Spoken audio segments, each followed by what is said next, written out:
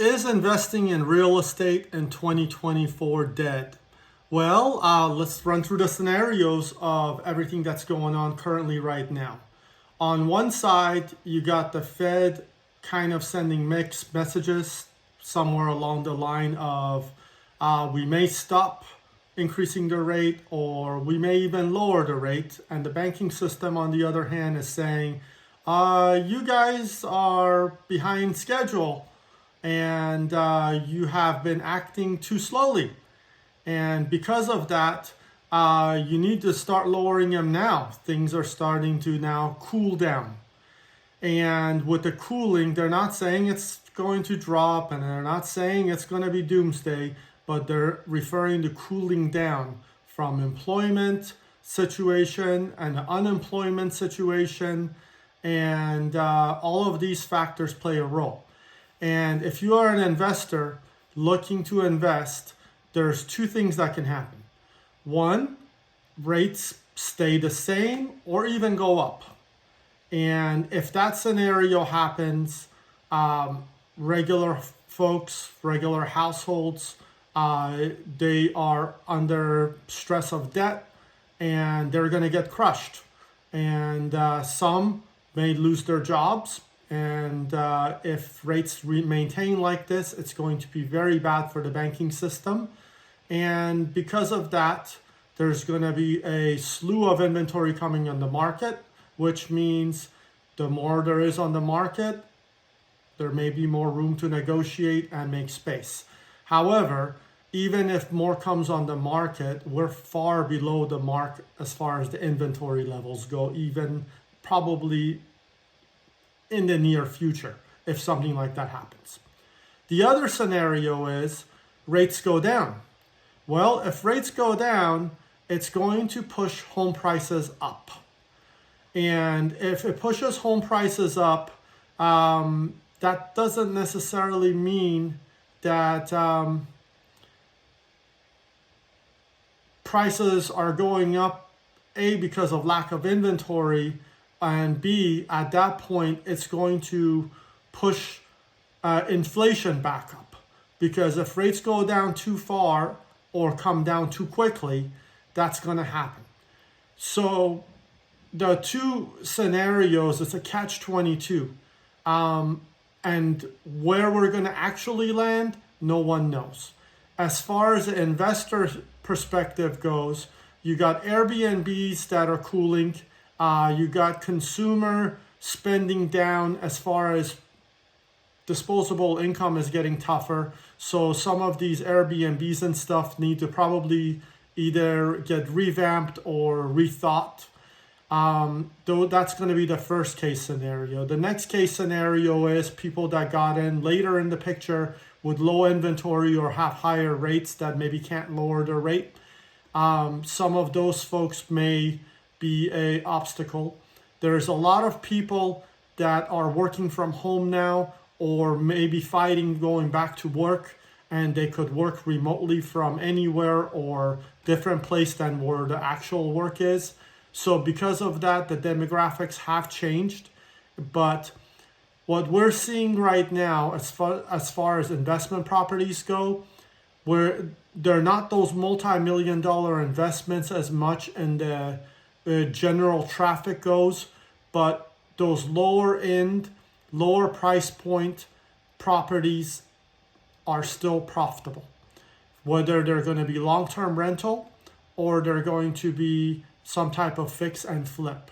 And as far as there are pockets that are hurt more, and there are places that may not even be affected still, or they're not as affected with this market. So the information is such a wide range. If there are opportunities, there are going to be opportunities in some places and other places not as much.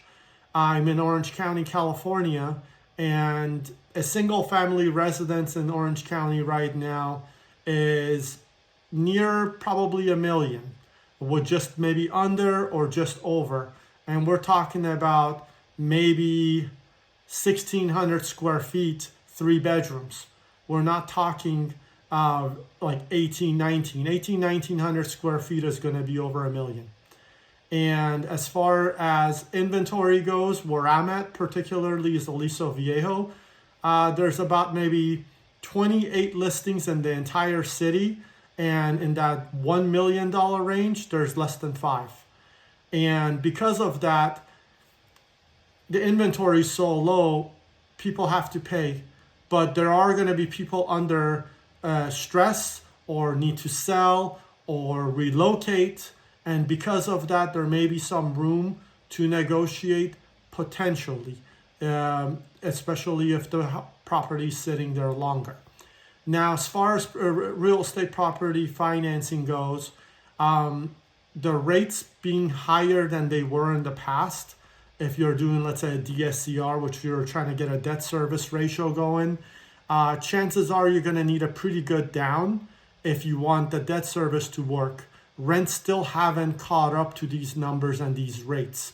However, there are loan terms that you can do as a flex program, and they don't require a debt service. As long as you have 25% down, you can make them work. And as far as fix and flips go, there are programs now that they do a blended between the rehab and the purchase price, where you are still going to probably need, best case scenario, 20% down for a purchase. Worst case scenario, 70%, depending on your credit, the property, and experience level and everything. But with no experience, we still can do 80 with higher FICO scores. As far as these type of fix and flips, there are options as well to go to 85%. They call it LTC, like commercial loan to cost. Those are not loan to value quite. They actually don't work out as well unless you take the rehab money, which means you have to take rehab money to make those numbers that way. But anybody with 3 to 5 fix and flip experiences, at that point, your rates are going to be a little bit better. And you could probably do a blended of purchase and rehab up to possibly even 90%, and up to 75% after repair value, as opposed to 70% where inexperienced borrowers get.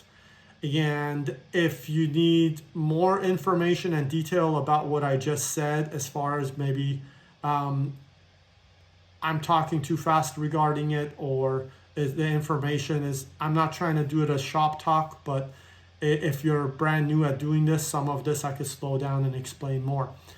And as far as 2024 goes, as far as I'm concerned, there are going to be opportunities. As far as the temperature goes, it looks like probably first quarter we may be looking at the Fed starting to even lower the rate. I don't know how quickly they're going to. Some analysts say up to 150 basis points they may lower, and I even saw an article that said that they're intending on lowering up to 6, or projecting, not intending. Intending and projecting are two different things. Projecting even 6 drops in 2024. Those drops are going to cause people to go towards buying again, which means getting in early may be good as long as you're able to read the market. It's hard, it's murky, there's mixed information and there's misinformation, and the doomsday stuff I stopped listening to and I cannot listen to. And we have to see realistically what the data is week to week. We're 4 weeks right now going into applications for mortgages increasing. Not all those are purchases. We're starting to see refinances and things like that needing to happen. But all of those are indicators that there's activity. And with activity, eventually there's going to be purchases and refinances. If you have any questions, feel free to reach me here at Elixir Mortgage Lending. My name's Arvind Talley. Thank you.